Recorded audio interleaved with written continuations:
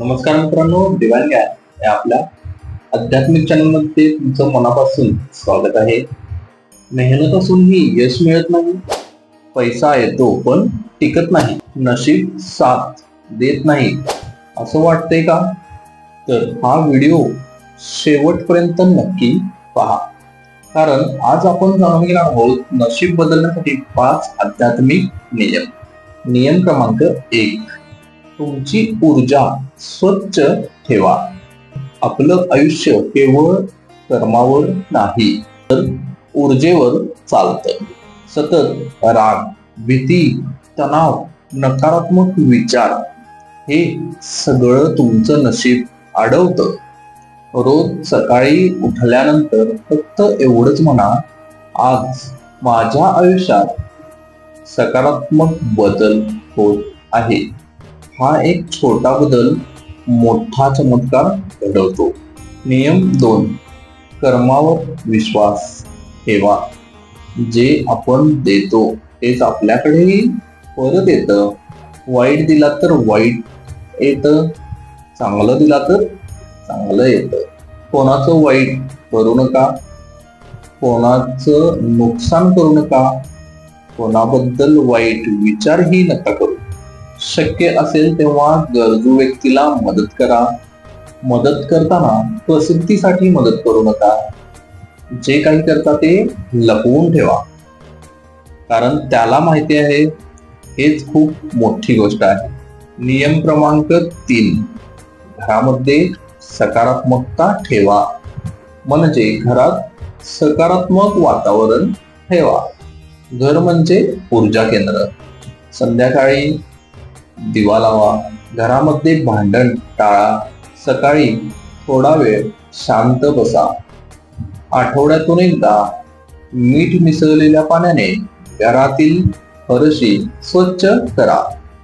हे नकारात्मक ऊर्जा काढून टाकतं. नियम क्रमांक 4, नामस्मरणाची सवय लावा. देवाचं नाव घ्या. देवाचं नामस्मरण सतत करा. हेच सर्वात शक्तिशाली औषध आहे. तुम्ही कोणत्याही धर्माचे, कोणत्याही जातीचे, कोणतेही असला तरी सुद्धा नामस्मरण करा.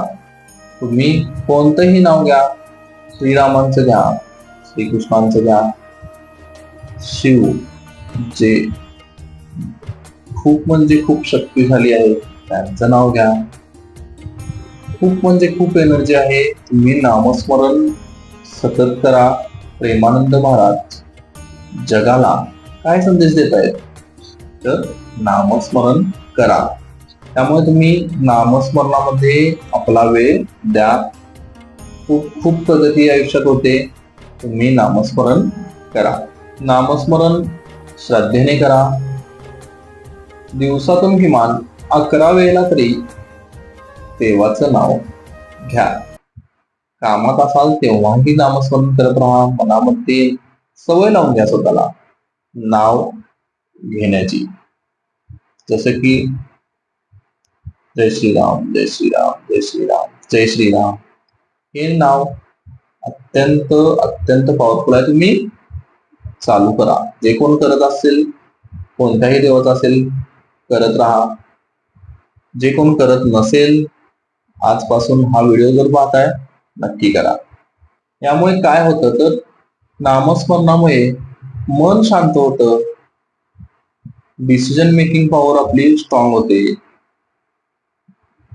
जीवनामध्ये कोणते डिसिजन घ्यायचे आहे, कुठे थांबायचं आहे, कुठे पुढे जायचं आहे, हे सर्व आपल्याला नामस्मरणातून अतिशय योग्य प्रमाणात त्या गोष्टी समजतात.